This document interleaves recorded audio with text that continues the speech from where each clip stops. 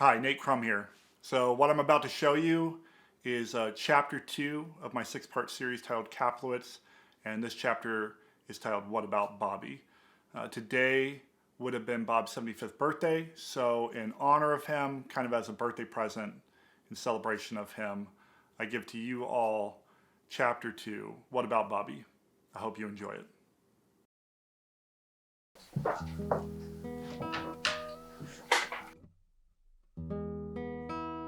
You can introduce both of us. Okay.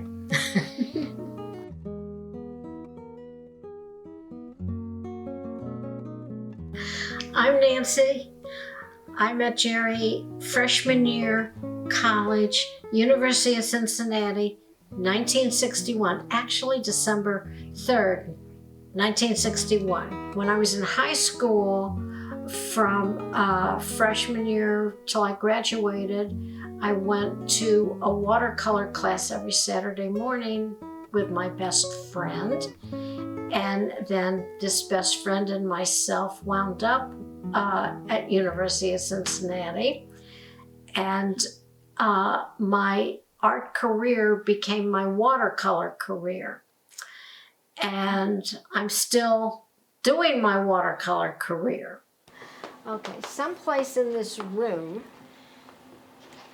and then I think there's something that he did on this wall. Oh, he did this, but as you and I know, he didn't do it. Oh, yeah. And the butterfly thing I'm talking about, he didn't do either. Maybe he helped somebody do it, directed somebody. Well, yeah, Right. maybe he said use these colors, put the glass in the middle. Here it is. Those are the two things that pop out in my head that he made. That's nice. Fun little thing.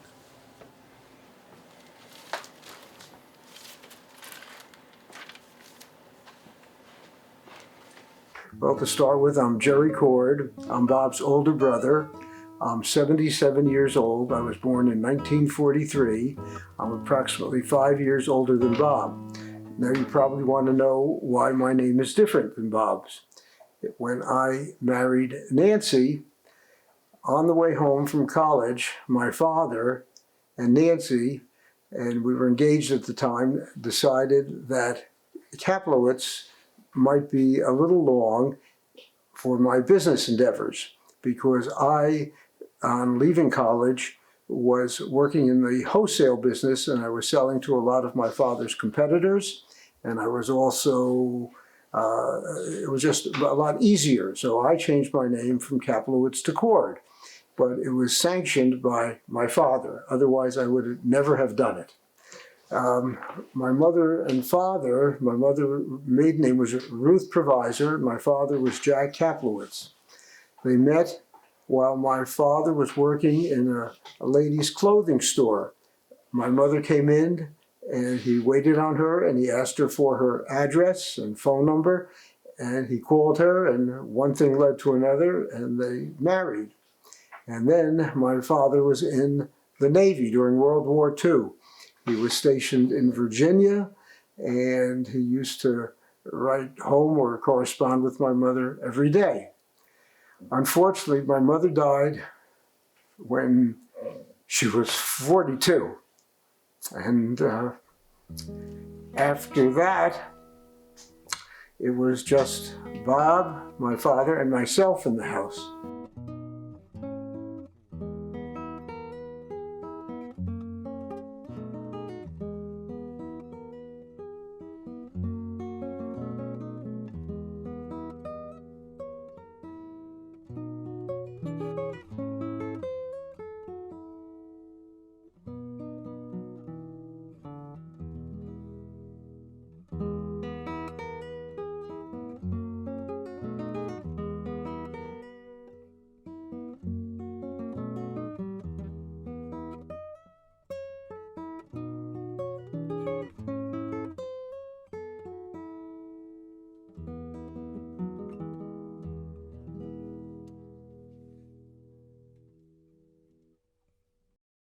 My father was born in 1914, also in Passaic. And as I say, he was, when my mother passed away, he was the mainstay that provided for Bob and myself. And he always had a fantastic outlook on life. His ancestors, I believe, came from Poland. His father died when he was 16. He had wanted to be an architect, but couldn't afford to go to college. So he never did. But he was just one of these self-made, smart, intelligent people that just rose above everything and became what I would consider a tremendous success. About a year and a half to 2 years after my mother passed away, my father met a lady named Charlotte Brower and married her.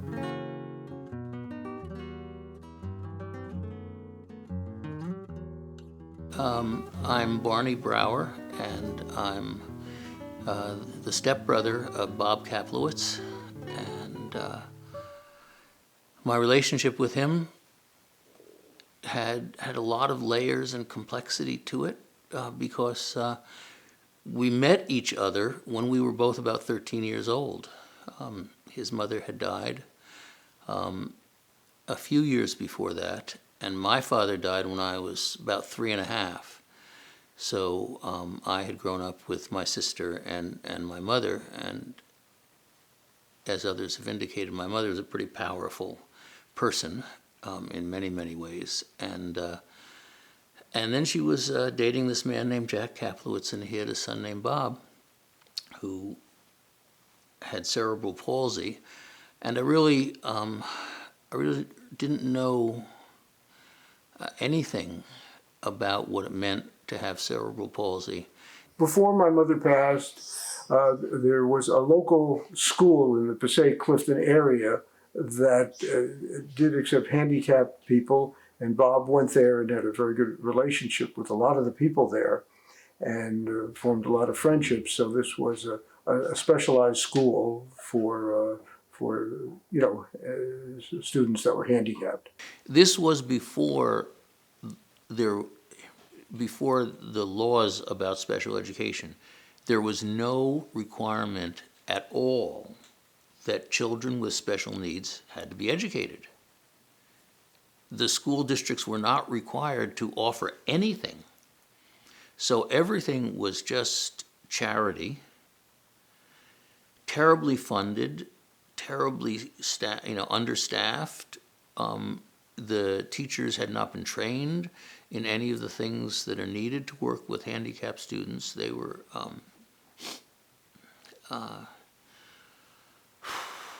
were considered just not to have, they were just ignored and hidden away in places that were horrendous. But there was a pretense that these places were not so bad. And if you sent your kid to a place and almost never visited him, and he or she might not be very verbal, the families may not have known how horrible the places were, or just have felt there was no other alternative.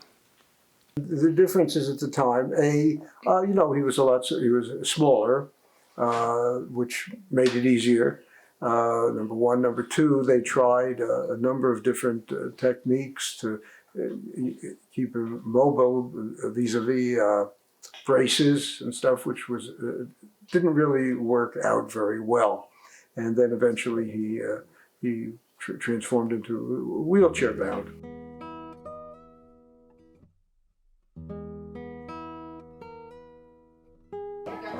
Okay, so Bob's mother was my father's niece. So that makes Bob's mother and I first cousins. Right. But I was a little pipsqueak. I was like 7 by early memories of Bob. His mother was obviously much older than me, but that's because my father came from a group of 10 children. Bob lived around the block from me. As a kid, I used to like to take my bike and ride around went to Bob's house, and we would visit Bob. And what I liked, this is, from like a 7-year-old's point of view, I thought it was so cool that he had all this equipment. He had a wheelchair, and I think he had braces, and I just was, I was fascinated by all of this. And then I guess Bob's parents got him a dog. I don't know if you heard anything about the Boston Terrier, Lulu Bell. And I love dogs. I'm passionate about dogs. But my parents, they were too busy worrying about a clean house or whatever, so they wouldn't let me have a dog. So that was another reason I liked visiting Bob, because not only did he have all this cool equipment, but he had this great little dog.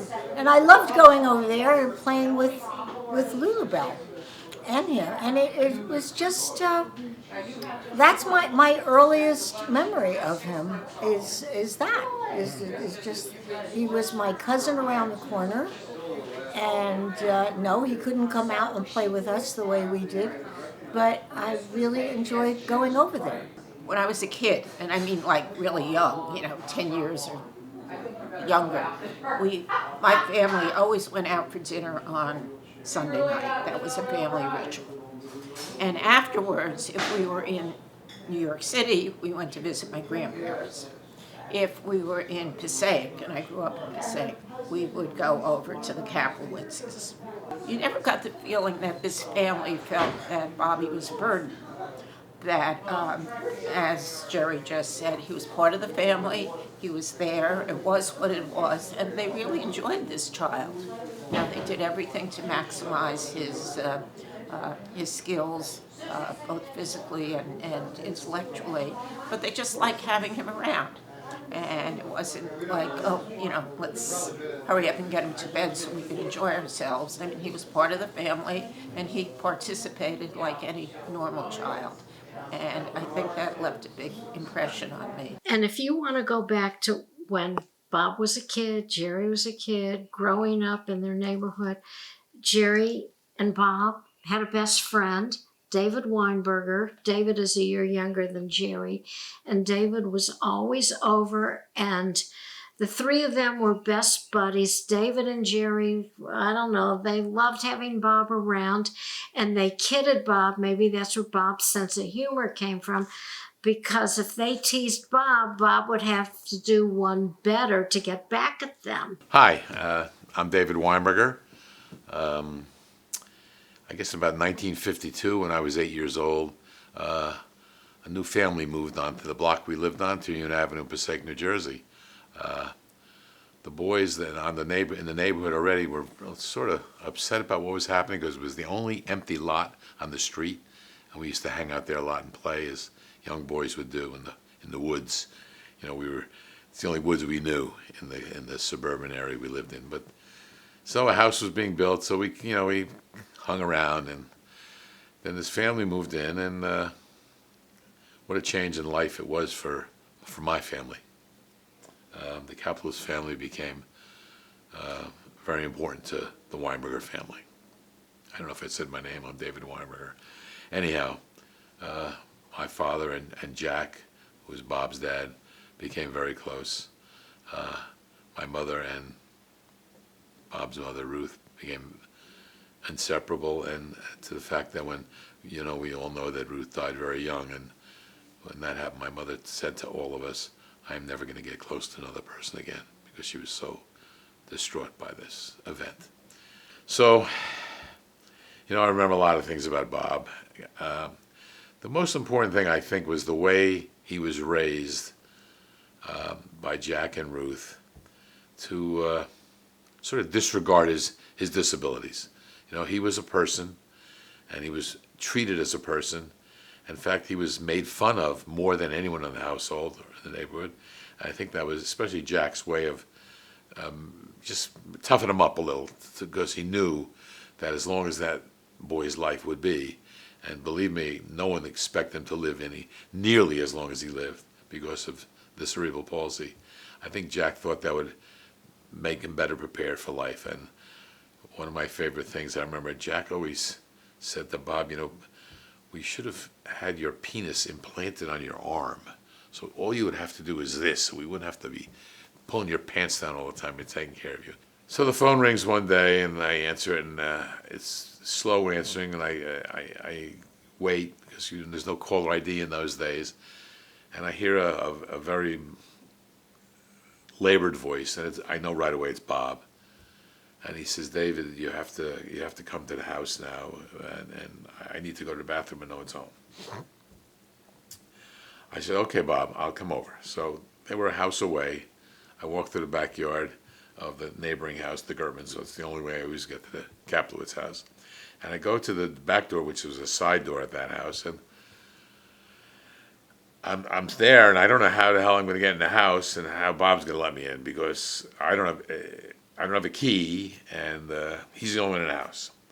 So there's Bob, and now I guess at this point, I don't know how old he is. Maybe he's 12, 10, I don't know, I lose track of time. And somehow, on his knees, he manages to get his arm up and somehow unlock the door and let me in. To this day, I don't even know how he called me, because I don't think they had any kind of a phone apparatus at the time. But you know what? Maybe they could. It's so many years ago.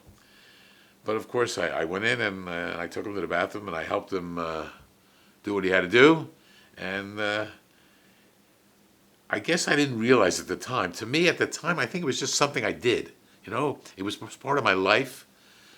But as I think back on it, especially, after he passed and we started thinking about what to say about Bob, how the hell did he do that stuff? I mean, it was just amazing. It wasn't amazing to me then because it was part of my life. But now when I think about it, and I think about after reading his book and seeing, what the kind of man he became, even despite his disability, just really a story that should be told. It's an amazing story. We watched Bob grow up as if he were one of the guys. Yeah, he couldn't play ball with us. He couldn't do that kind of stuff, but he was just there. And we used them to get into places. There were no handicap stickers then, but we'd use Bob. So like I said, we made fun of him. He laughed all the time. He understood that even if he was the brunt of the joke, it wasn't a joke. Yeah. Anyhow, I think it's a human nature that people see any disabled person, regardless of how they are, regardless of what their disability is, they automatically think that there's something wrong with them mentally too. But that certainly wasn't the case with Bob. I never thought I never treated him as an unequal. He was just one of the kids on the block. He couldn't participate, but he was there. And all the boys, we were very lucky. This 2 Union Avenue grew up, and we must have had 8 or 10 boys all within 3 years of each other. So we were constantly playing football on the street, or softball, or baseball, or basketball at somebody's house with a hoop. But I think maybe later today we're going to be on that block. A little bit farther up. Oh, okay. Which was the Ross house. Oh, yeah. Boy, oh boy, oh boy. I think it was this one. This? I don't even remember. Curdy Thompson. He was the only Christian on the block. And he was a good friend of mine. He just passed away. This is the house. This is 317. That's their house? That's where Bobby grew up. Oh, it's all. Let him come here. Let me pour. Bob's room is right here in the corner, by that big, whatever that is, fir tree or whatever. That was Bob's room. And on the other side was Jack and Lou's room. Jerry was upstairs. They built it upstairs for Jerry. Look at this. It's a side entrance. And then yeah. That house is all done over, isn't it? this was Gertman house. David, isn't this house done over? It's all done over. We used to walk through the backyard. This was an older couple that had nothing to do with any of us, but it was much easier for me to walk through the back. So this was my house, 323.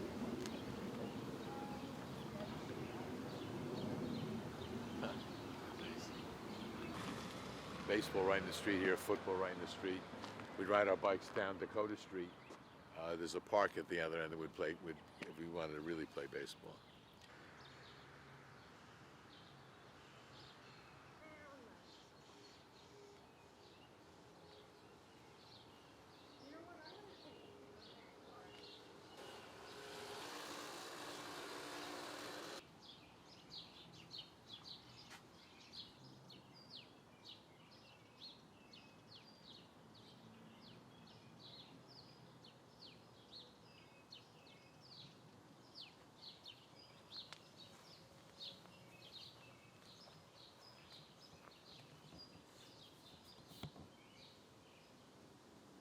Bill. This is Nate.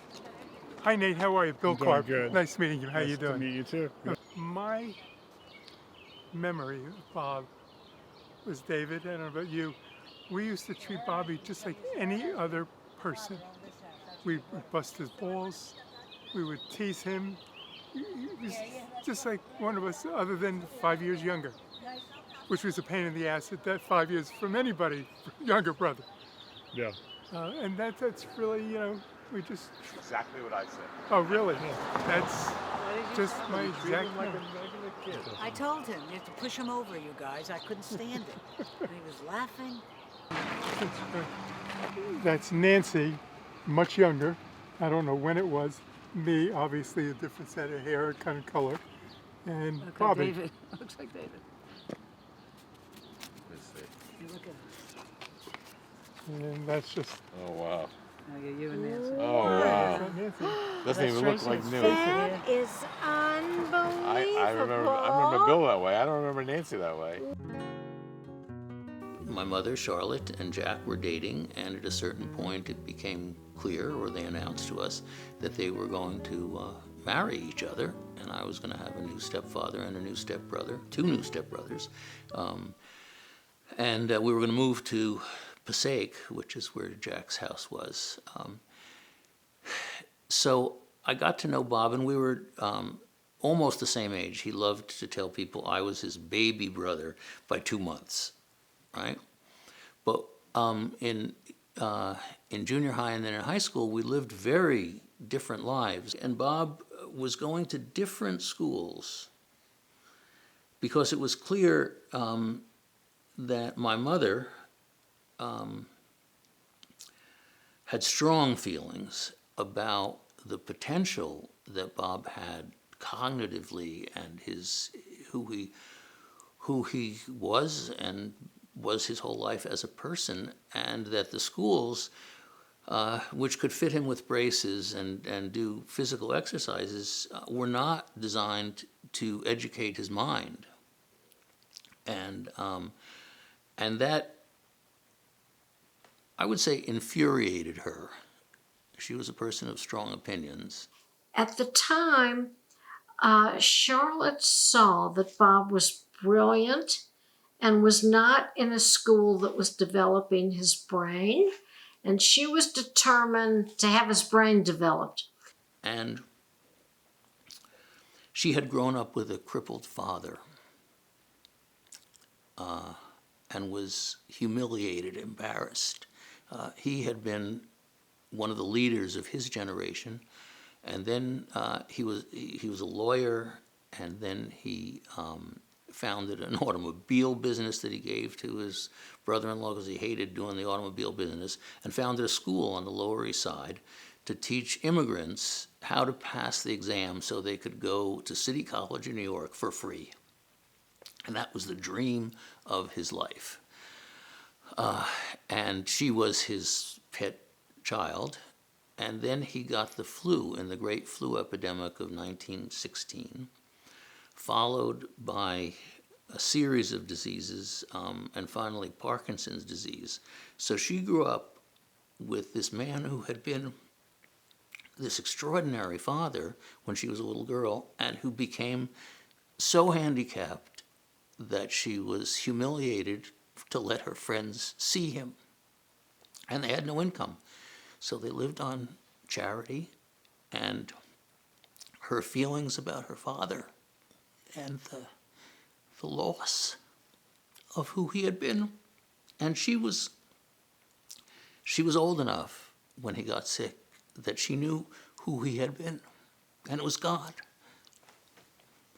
And then she met Bob, and the thought that the same tragedy could happen to her new stepson just became her passionate task and adventure, and there was no doubt about it. If you read Bob's book, there were times when he would kind of slip into being kind of passive and just accepting things. And she was tough because she knew that the odds were against him. And she knew how horrible the outcome could be. She had lived with it. Because I guess it was sometimes hard for people to understand Bob. They didn't see how intelligent he was. And he never had an opportunity to show how intelligent he was. And I think people with disabilities were pigeonholed more than anything else. And they didn't, as you say, it's not like it is today. This is in the 50s. This goes back 50, 60 years ago, you know, a long, you know, at least 50 years ago, over 50 years ago. Oh, way over. All these weird things they tried to do to get him physically walking or whatever, and nothing worked. But nobody tried to give him a high school course or an elementary school course, whatever. I don't think he got the education that he was that any other kid would get. It was all physical, try and get him physically. Sometimes that was physically painful, it hurt, because his muscles just wouldn't do what the doctors wanted his muscles to do. So Charlotte said, forget all that. Go with his brain.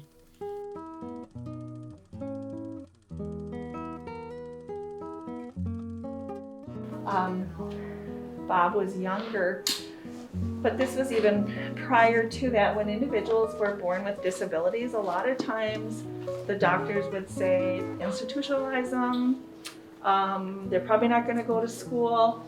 But her dad says, I'm not going to do that.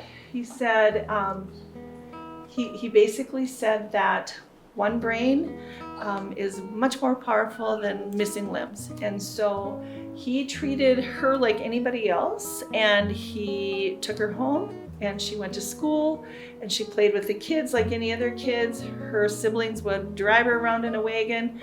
She would make sure they would put her in a little scooter car so she could get to where she needed to be. And she just became an amazing woman who advocates a lot for individuals with disabilities. Our lives as believers should be lives of service. And we're called to do that. That's our life when we sign on as far as a believing Christian. So that helped me a lot. That helped me to realize that I'm called to serve, and I'm called to do it willingly and joyfully. And that was kind of a transition for me, I think, in my relationship with Bob.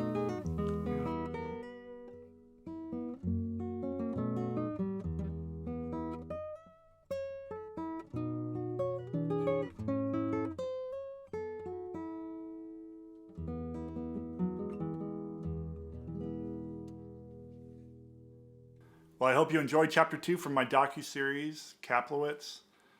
This summer, I hope to really finish up editing on this project. But editing takes time takes money. So if you could at all support this project financially, that would be much appreciated. You can find more information about the GoFundMe in the description below. Thank you. I hope you enjoyed this, and more to come.